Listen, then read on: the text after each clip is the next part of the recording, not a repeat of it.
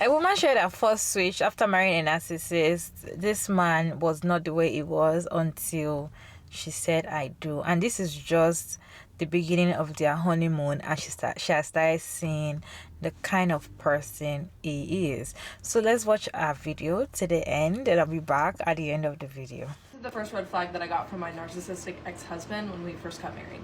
So if you've been following me for a while, or you know anything really about narcissists, is that they are master manipulators. So stuff like this that happened in our marriage, from literally the story that I'm about to tell that happened on our honeymoon, it didn't happen while we were dating. There was obviously little red flags here and there that I obviously completely ignored, or was just so like love bombed into not seeing them, that when stuff like this happened after we got married, after the paper was signed and everything, I was like, oh crap. So before there's any judgment about, you chose this, you chose to marry him, blah, you know, all those people that obviously know what they're talking about, remember that they're master manipulators and they can get anyone to do anything, basically. When we got married, there was a flip that was switched. Immediately when we got married, it's like he was like, okay, now you are trapped. Now I can do what I want. And this is the first thing that happened. So we were on our honeymoon. We went on a cruise for our honeymoon. And I had been on a couple cruises before, he had not. It was the day that we were getting off the boat because we landed in Mexico. So, okay, yeah, let's get off the boat, let's go. Number one, we didn't have a good amount of time. Like, we didn't have all day. You know, if you've ever been on a cruise, you know that there's a certain time. And if you're not back on the boat at a certain point, then they will leave you. So he is like, I'm on vacation, I want to sleep in. That's fine, but at the same time, like, we're kind of on a schedule because we also had like a thing that we had to go do at a certain time. So I was already a little bit stressed out, and he did use sleep as control so much, where he would get so high, so drunk, that he would sleep until like 2 in the afternoon most days. And if I was like, hey, we have somewhere to be, it would immediately be a fight. That's how the day started, is that he was oversleeping, and he was already a little bit pissed off at me because I was reminding him that we had plans on our honeymoon. Once again, I can see all of the comments coming in of, oh, you were already nagging him on your honeymoon? No, I was just, you know, reminding him. So everything started before we even got off the boat. There's a certain way that you have to get off the boat. There's an intercom telling you how to do it. There's signs telling you where to go. There's people who have been on cruises before that could tell you how to do it. But you know what? I was like, he seems like he knows where he's going. Let's just follow him. I'm keeping my mouth shut, and I'm thinking, I know that we're going the wrong way. I know that we are. But I was like, you know what? I'm just gonna let him do what he wants to do. Because he was already mad at me for waking him up. So I was like, you know what? I'm just gonna let him do his thing. After like 15 minutes of just wandering around, how do we get off this boat? Which, how? But anyway, I tell him, hey, I'm sorry, it's this way. Like, we've got to go this way. And he's like, you don't know what you're talking about. And I tell him, like, I've been on a cruise before, I'm listening to the intercom, I'm reading the signs, like, I'm just trying to help us. I start walking this way, and I touch his arm, not grab his arm. In his version of the story, I grab his arm like this, and I'm like, come on. That's not how that happened. I grabbed, like this, my newlywed husband's arm on our honeymoon, and he reared his arm back, put his hand up at me, and said, I'm the man, you're the woman, you do what I say, I'm not listening to you. Great feeling on your honeymoon. So he stands there like that, I stand there looking at him, and I'm like, what are you gonna do? And no, he doesn't have the courage to hit me, but he does decide to not talk to me for a few hours, probably 3 to 4 hours of our honeymoon. We somehow find our way off the boat. Immediately, I need a drink. I need to go get a drink. I'm like, okay. So we go, and we literally just sit at this restaurant with him drinking beer for like another hour, and he's just not talking to me. So whenever he finally stops the silent treatment, he looks at me and goes, I had a feeling this is how it was gonna be, and I just need to let you know right now how this is gonna work. So I'm like, okay, here we go. What's about to be said? And he goes, well, The Bible does tell us that wives submit to their husbands. And I didn't see a good example of that today. You trying to lead us as if you were the husband off the boat when I clearly had it handled, that's not you submitting. So what we are going to do is you're going to submit to me and we're going to do what I say. You can have your opinions, but final say is from me. Side note, yes, the Bible does say that. The Bible did not say that you can use that to control your wife. Because I can go on a rant about that all day. But he was using this completely out of context to completely control me. And you can see where that got him. A divorce. Just another little side note, any kind of negative comments, because I love them. I love to read them before I block them. So go ahead and comment them if you want, because I love when the men find my videos again and they're like, we know that you were doing something. I want to hear his side of the story. I want to... Go ahead and let us laugh at you. Looking back on that situation now, absolutely I should have been more aware and careful of situations that came up like this, because that was a mild one compared to what would happen to me in the next few years in our marriage. But thankfully, me and my son are gone. Narcissists are master gaslighters, manipulators, everything, to the point where they can trap people for a certain amount of time. And I'm grateful that I got out when I did, because I know that people are currently still in them after 20 years or didn't leave after 30 years. And I'm sorry for anyone who has ever had to deal with a narcissist, parent, relationship, friend, whatever. Hey beautiful people, how you all doing today? Jacob Mara David, and I'm back again with another interesting video. Dating a narcissist is a big work. Talkers of getting married to one, and they are good at manipulating you that you are not going to see that trait until you're married them. You can imagine how he's big on submissive when he clearly doesn't even know what he's doing, and just because his wife knows better than him got him very angry. And of course she didn't divorce him immediately, but probably he started showing who he is and she couldn't take it anymore, but she got divorced. I just have 2 reactions on this video, but then let me know your thoughts about this video down in the comment section. Let's go ahead and watch the stitches together, and I'll be back at the end of the stitches to share my own opinion.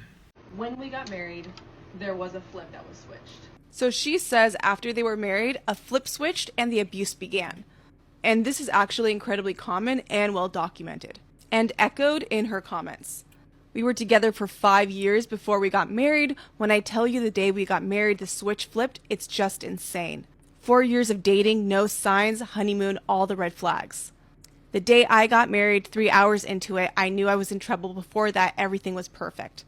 And yes, this is well documented, and this is from a domestic violence website. And they say over time, tension starts building. Usually when the abuser feels the victim is sufficiently hooked into the relationship, either through marriage, moving in together, or getting pregnant, the abuse starts. And not only is this well documented, this was also my personal experience. We bought a house together, the mask dropped. I'm here to scare anybody, I'm just here to inform. Because some abusers are incredibly calculative and can keep up a facade for a pretty long time. And while yes, we have things like how to spot an abuser early on, like if the relationship moves too quickly, sometimes that doesn't always apply. So what I do instead is focus on educating about covert abuse tactics so we can spot manipulation and covert abuse before it escalates, and it always escalates. Because what happens is, just as a society, but also just us, we're very misinformed and undereducated about what constitutes abuse and what is coercive control and how we spot it. We just might feel like there's something off in the relationship, but not be able to identify it as abuse. So instead, if we focus on more the abuse tactics, we can leave before we're too sufficiently hooked.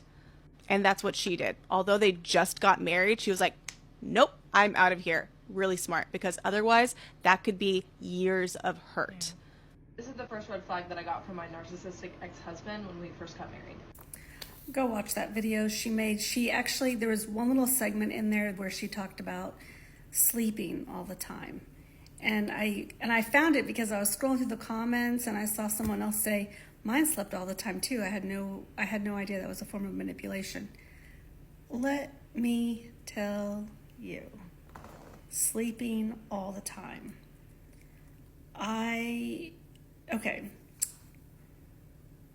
Mine would always just say, oh, I'm a night owl. and I get that. People, they like to stay up, whatever, great. That's you, be you. I'm an early riser typically. Don't really like that about myself, but I like to get up early. Anyway, traditionally how it would work would be he would stay up till 3, 4, 5 a.m. And I would be in bed because I'd have to be up and go to work the next day. He didn't have a normal day job like that. So he'd stay up till, 3, 4, 5 a.m. And then I would go to work. I'd get up, start getting ready for work. He would go to sleep. And then I would get home from work and he'd just be waking up, sometimes 2 p.m., sometimes like 4 p.m.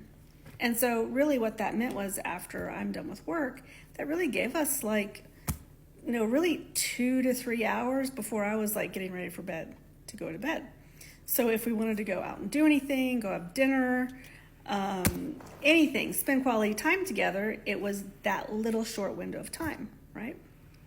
So, and then if I had a day off, it was pretty much my day off. I would spend it alone. I would figure out something to do with myself, and that would be it.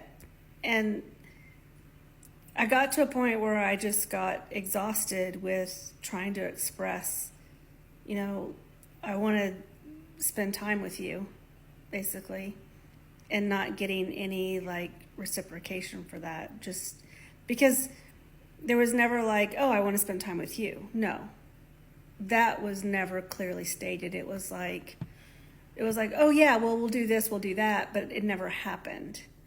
And again, it was like, oh, well, I was a night owl, I couldn't go to sleep. So the excuse was I couldn't fall asleep, so I just stayed up till 5 a.m. And then I was left there to go, okay, it's my day off, like a weekend or something. Guess I'll go have brunch by myself, right? Which, I don't know, if any of you have been married, you don't really get married to go to brunch by yourself. You know what I'm saying?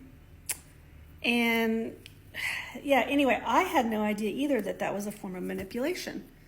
I just didn't think about it. I just thought that's his personality. That was a big thing. Throughout the whole thing, I thought, oh, that's just his personality.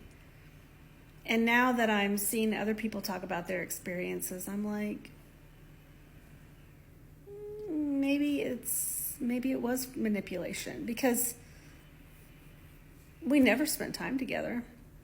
The time that he was awake and I was awake, it was like, just wasn't anything. I don't know. If you're still here, kindly put your thoughts, your comments, your opinion, your suggestion down in the comment section. All opinions are accepted in this channel if you put them down respectfully. Narcissist partner, I feel like when you're still dating them, when you have not even gotten to know them very well, there are bigger manipulations. They try to hide who they are until you get married to them. So that is why when somebody come and talk about their narcissist husband, and some people say, oh, you didn't choose better, you wouldn't even know if your partner is narcissist until you get married to them, until they see that they've gotten hold of you, like either pregnancy, either you've gotten married, or you are in a committed relationship with them. They can see that, oh, this girl now loves me so much, she can't do without me, or she's pregnant, or we're about to seal the deal with marriage. They tend to show who they are, and that is when you tend to see the kind of person you are. And that is when you see people that are married to narcissist man or men, it's difficult for them to just let go, because most of them are still in denial. It's very difficult to go, because some are even, they have like 2, 3, 4 children with this man, and probably they don't even have money to stay on their own. Like, some can stay in that relationship for 10, 20, 30 years with a narcissist husband. They know that their husbands are narcissists, but it's difficult for them to leave. And my own is that someone come out and talk about their husband being narcissist or their partner being narcissist, some people are quick to say you didn't choose better. What I'm trying to say is that these people are great in manipulating you. They manipulate you in the way that you're not even going to know that they have that trait of narcissist in them. Just look at the first creator that talked about her story. This is just honeymoon. It took a quick switch. So you would know that he has been pretending, he has been manipulating her all this while. So it just immediately they got married. They were just on their honeymoon. This is a phase whereby first year, second year of marriage should be like the best years of your marriage, because both of you are still trying, the love is still there, you are still, growing together, you cannot still do without each other and all of that. But when you're already having issues, some people have issues the night of their wedding. Like, when I don't mean like just normal quarrel or something, no, serious issue that even outsider can see that, I pity this girl in this marriage. You go to some weddings and you see the way these men are behaving to their wives. If church, we see them online, how this husband behaves to their wife, and you be like, you just pity the wife, like, I don't think this marriage is going to last. You can see it on the wedding day. I feel like when you start seeing this behavior, these men, this is the time they start showing who they are, because they've seen that, okay, now we're married, it's going to be difficult for you to let go of me. Oh, some of them will pretend, not just getting married. After getting married, they'll still pretend to be a very good person until you get pregnant. Then they'll show you who they really are. So imagine her in her honeymoon, now seeing the kind of man she got married to. He's big on submissive. He wants her to be submissive to him because the Bible says so. And it doesn't mean that she wasn't even disrespectful, just like she knows what to do at that point. If he was not a narcissist or whatever I think he is, he should be able to be like, okay, my wife, she knows this, she knows it. And now he tried to, keep quiet, go for a beer and all of that. These are behaviors that I'm just happy to hear that she's no longer in the marriage, because if she still stayed in that marriage, it's kind of behavior that is going to haunt her. She's going to be really sad throughout her married years, and even this can pass on to her children. But she spoke that she has a son and she's no longer with this man, and most of her videos she was just sharing the behavior that she noticed immediately after a marriage with this narcissist man. Let me know your thoughts about this video down in the comment section. What is your take? I'd like to hear your thoughts and opinion, your suggestion in the comment section. And thank you all so much for sticking around to this point. I hope you enjoyed this video. Don't forget to like, share, subscribe, and kindly turn on the post notification bell so you can get notified when I upload interesting video like this one. And I'll see you all in my next one.